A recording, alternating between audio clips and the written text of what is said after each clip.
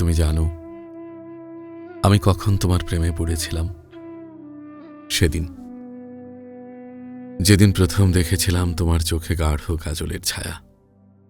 মনে হয়েছিল ওই দুই চোখ যেন আমার জন্যই লেখা কোনো অসমাপ্ত কবিতা।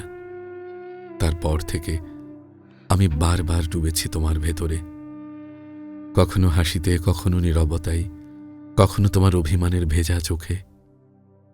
কিন্তু আজ বুঝি ভালোবাসা সব সময় মানুষকে পায় না, কখনো শুধু মানুষকে পুড়িয়ে যায়। তুমি আছো, তবু নেই। তোমার স্মৃতি আছে, কিন্তু তুমি নেই।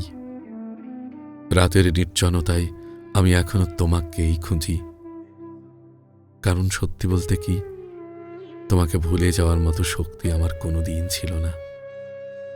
তাই আজও এই হৃদয়টা নিঃশব্দে বলে, তুমি না থাকলেও আমি এখনো তোমাকেই ভালোবাসি।